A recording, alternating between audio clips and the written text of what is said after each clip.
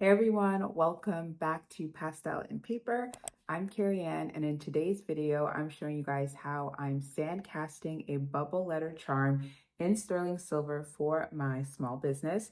I'm going to show you guys the entire process from start to finish, which is very easy, by the way.